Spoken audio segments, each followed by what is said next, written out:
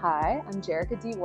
I am the director of From 145th to 98th Street by Nia Akilah Robinson. Hi, my name is Nia Akilah Robinson. I am the playwright of From 145th to 98th Street. Those are real places.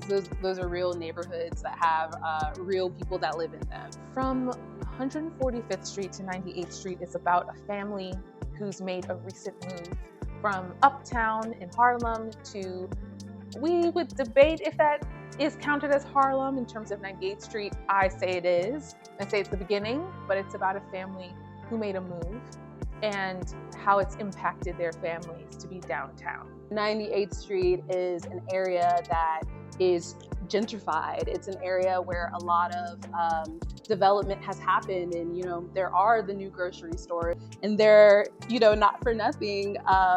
The family is excited about some of those new things that they'll get to experience, and yet there's still a consequence and something that's lost in making that transition. For each character in the play, there's Jackie. Jackie's the mother.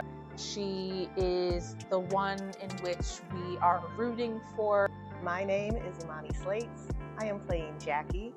Then there's Cedric, who's the father of the play. My name is Brian Darnell Coats, and I am playing Cedric. He is our rock. He also is Team Jackie, Team his wife. Cedric and her have this banter that would probably make people from the outside kind of think that they are not really the greatest couple, but really that's their love language. It's infectious, which is why the children buy into it, even though they may do it reluctantly at times. Jamal is our person who has spent the most amount of time away from his family, and this time alone has transformed him. He remained in Harlem, and the rest of the family structure moved down to 98th Street. Jackie and Jamal, they have their moments, but they're moments that are really grounded in wanting to be heard, wanting to be seen, and wanting to be loved. And I think that rings true for Fatima as well, especially since she feels like she's been silenced for so long. She is debating about college and if college is right for her.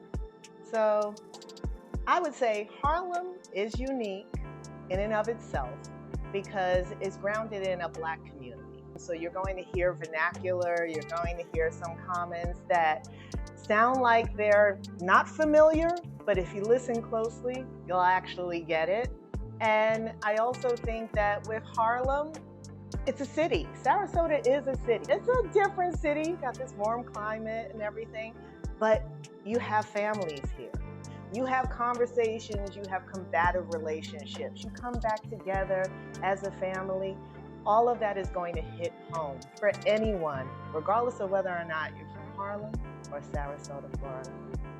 I like this play because it speaks to the normalcy of families. A lot of times you go to the theater and you see family plays that immediately launch into some sort of dysfunction. But this one really, to me, resonates as a very normal family. Something that I love about this story, covering two generations of thought and lived experience, is that this family is able to hear where some of the fractures in the relationships have happened, and they have an opportunity. They choose to hear each other. They choose to go forth in another day of laughing together. They choose to say sorry when, in their own way. This family chooses to step forward into healing, and I think that's a beautiful message.